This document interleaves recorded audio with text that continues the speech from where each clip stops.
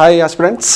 So ఈరోజు మనం వివిధ రకాల కాంపిటేటివ్ ఎగ్జామ్స్లో ఉండే జనరల్ సైన్స్లో బయాలజీ పార్ట్కి సంబంధించినటువంటి అంశాలని, సో బయాలజీలో ఏ కాన్సెప్ట్స్ చదవాలి అనే అంశాలని ఈరోజు డిస్కస్ చేద్దాం. సో మనకి వివిధ రకాల కాంపిటేటివ్ ఎగ్జామ్స్లో జనరల్ సైన్స్ అండ్ టెక్నాలజీలో బయాలజీ అనేది ఒక ముఖ్యమైనటువంటి పార్ట్గా మనం చూడడం జరుగుతూ ఉంది. సో బయాలజీని మనం జీవశాస్త్రం అనే పేరుతో కూడా పిలవడం జరుగుతూ ఉంది. సో మరి బయాలజీ లేదా జీవశాస్త్రం అంటే జీవుల గురించి అధ్యయనం చేసే శాస్త్రం. మరి జీవులు అనే పదానికి అర్థం మొక్కలు, జంతువులు మరియు సూక్ష్మజీవులు. అంటే బయాలజీలో మనం జంతువులకు సంబంధించిన అంశాలని, మొక్కలకు సంబంధించిన అంశాలని, సూక్ష్మజీవులు, వాటి వల్ల కలిగే లాభాలు, నష్టాలు, సో ఈ మూడు ఏరియాస్తో పాటుగా అడిషనల్గా బయాలజీలో సైన్స్ అండ్ టెక్నాలజీకి సంబంధించిన అంశాలని కూడా మనం గుర్తుపెట్టుకోవాల్సిన అవసరం ఉంది. సో మరి ఈ బయాలజీలో మొదటగా జంతువులకి సంబంధించి, సో బయాలజీ అంటేనే జీవుల గురించి అధ్యయనం చేసే శాస్త్రం అని డిస్కస్ చేస్తూ ఉన్నాం. సో మరి ఈ బయాలజీలో మొదటగా మనం చదవాల్సినటువంటి అంశం జంతువులకి సంబంధించిన అంశాలండి. సో ఈ జంతువులకు సంబంధించినటువంటి అంశాల్లో ఈ జంతువులకు సంబంధించిన అంశాల గురించి అధ్యయనం చేసే శాస్త్రాన్ని మనం జువాలజీ అని లేదా జంతు శాస్త్రం అనే పేరుతో పిలవడం జరుగుతాం. ఓకే, సో జీవశాస్త్రంలో జంతువుల గురించి అధ్యయనం చేసేటువంటి శాస్త్రాన్ని జంతు శాస్త్రం లేదా జువాలజీ అనే పేరుతో, అండ్ మొక్కలకు సంబంధించినటువంటి అధ్యయనాన్ని మనం వృక్షశాస్త్రం లేదా బోటనీ అనే పేరుతో, అండ్ సూక్ష్మ జీవులకి సంబంధించినటువంటి అంశాలని మైక్రోబయాలజీ అనే పేరుతో పిలవడం జరుగుతూ ఉంది. సో మరి ఈ త్రీ బయాలజికల్ సైన్స్కి సంబంధించినటువంటి ఏరియాస్లో మళ్ళీ మనం జువాలజీలో ఏమేం పార్ట్స్ చదవాలా, ఏ కాన్సెప్ట్స్ చదవాలా, ఏ టాపిక్స్ చదవాలనేది మనకి ఇంపార్టెంట్గా కనిపిస్తూ ఉంది. సో దీనిలో మొదటగా మనం జంతు శాస్త్రంలో జంతువుల వర్గీకరణ, యానిమల్ క్లాసిఫికేషన్, జంతువుల వర్గీకరణకి సంబంధించినటువంటి అంశాలు చదవాల్సి ఉంటుందండి. అండ్ దీంతో పాటుగా మానవుని శరీరంలో జరిగే వివిధ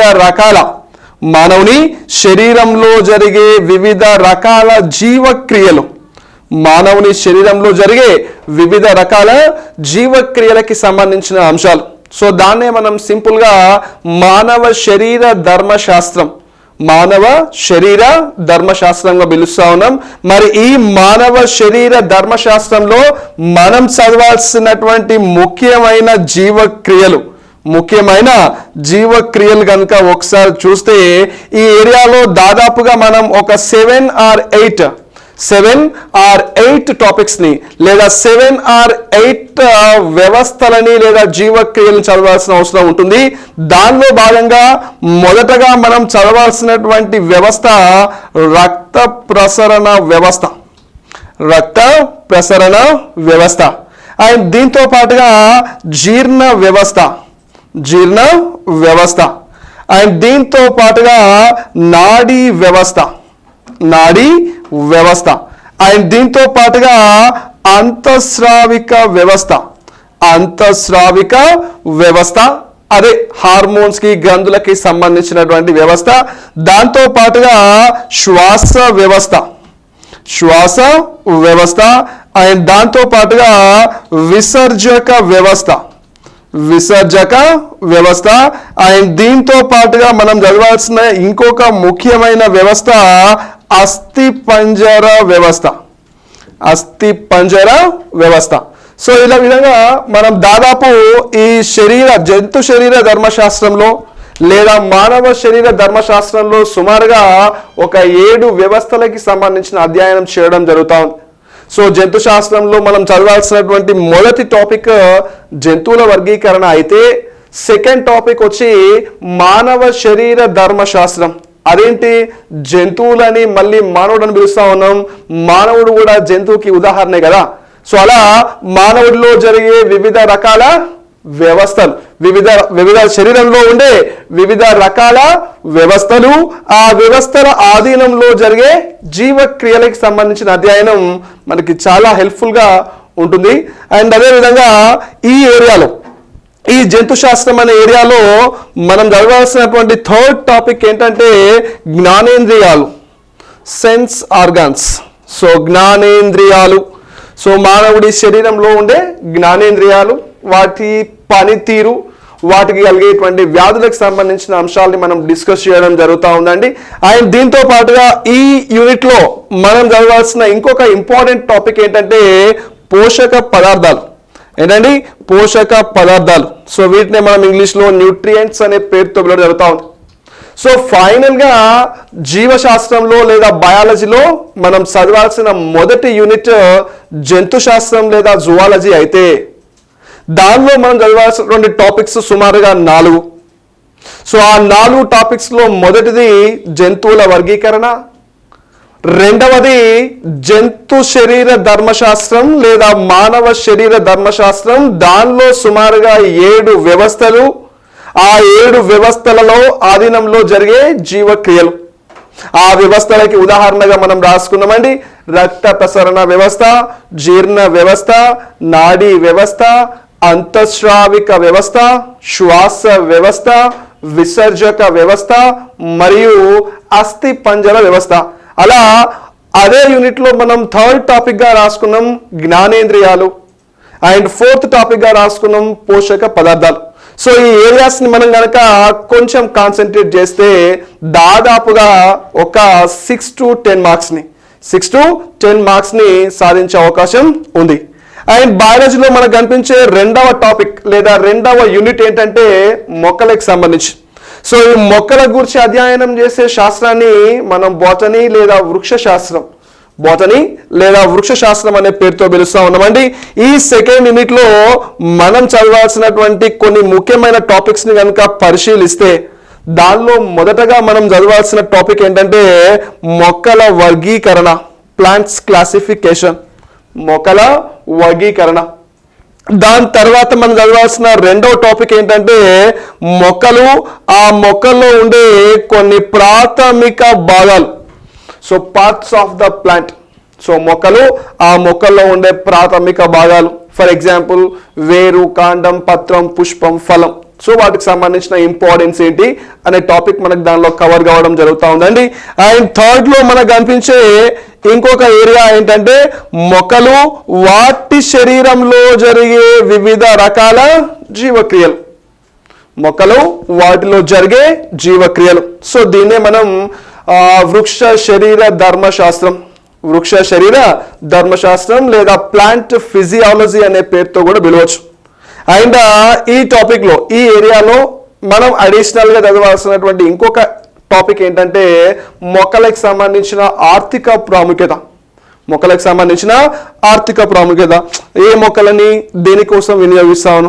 ఆహారంగా ఉపయోగించే మొక్కలు, వాటి శాస్త్రీయ నామాలు. అండ్ కలప కోసం ఉపయోగించే మొక్కలు, వాటి శాస్త్రీయ నామాలు. ఔషధాలుగా ఉపయోగించే మొక్కలు, వాటికి సంబంధించిన ఉపయోగాలు. సో అదంతా కూడా మనం ఈ బోటనీ టాపిక్లో అడిషనల్ టాపిక్గా చదవచ్చు. సో ఇప్పుడైతే ఈ మొక్కలకు సంబంధించిన లేదా వృక్షశాస్త్రం లేదా బయాలజీలో రెండవ యూనిట్లో మనం చదవాల్సిన మేజర్ టాపిక్స్ 3 అండి. దానిలో ఒకటి మొక్కల వర్గీకరణ, మొక్కల్లో ఉండే ప్రాథమిక భాగాలు, అండ్ దాంతోపాటుగా మొక్కలకు సంబంధించిన జీవక్రియలు. మొక్కలకు సంబంధించిన జీవక్రియల్లో ఎలాంటి జీవక్రియలు కనిపిస్తూ ఉన్నాయండి? కిరణజన్య సంయోగక్రియ, బాష్పోత్సేకం, ద్రవాభిసరణ, మొక్కల్లో ఉండే హార్మోన్స్. ఇలాంటి టాపిక్స్ అన్ని కూడా మనకి థర్డ్ టాపిక్లో కవర్ కావడం జరుగుతాం. సో ఇది బయాలజీలో రెండో యూనిట్ అండి. ఇక బయాలజీలో మనకు కనిపించే థర్డ్ యూనిట్ ఏంటంటే మైక్రోబయాలజీ.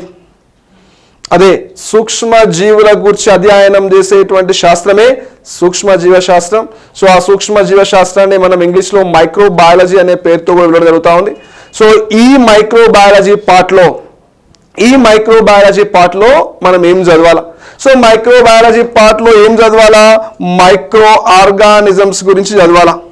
వీటి గురించి అండి, మైక్రో ఆర్గానిజమ్స్ అంటే సూక్ష్మ జీవుల గురించి చదవాలా. మరి ఏ సూక్ష్మ జీవుల గురించి చదవాలా?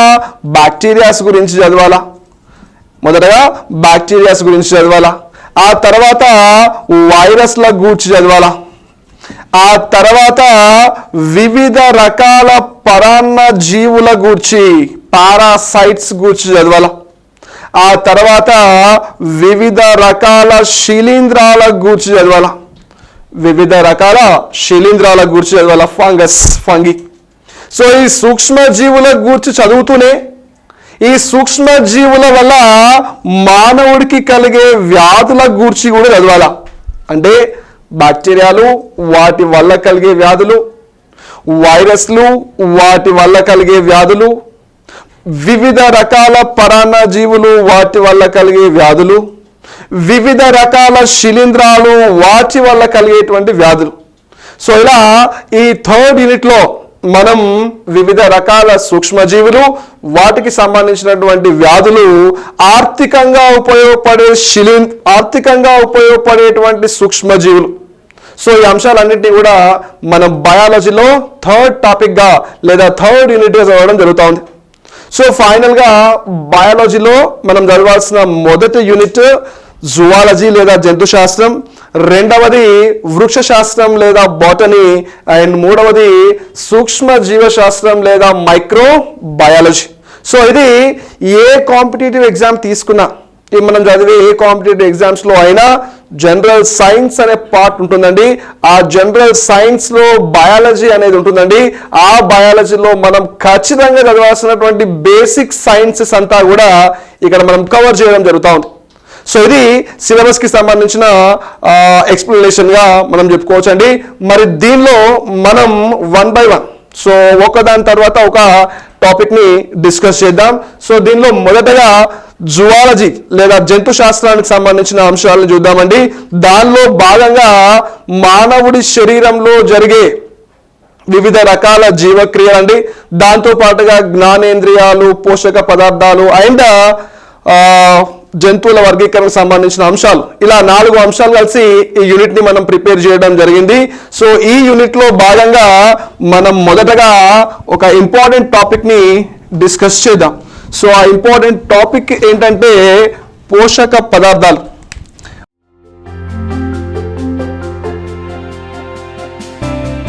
విద్యార్థులు అన్ని రకాల అద్భుతమైన సమాచారాన్ని, సబ్జెక్టు వీడియోలను, విశ్లేషణలను, జాబ్ నోటిఫికేషన్స్, మోటివేషనల్ వీడియోస్ను పొందడానికి వెంటనే వ్యోమ అకాడమీ ఛానల్ను సబ్స్క్రైబ్ చేసుకోండి. మా ఛానల్ అప్డేట్స్ని పొందడానికి పక్కనే ఉన్న బెల్ ఐకాన్ని క్లిక్ చేయండి.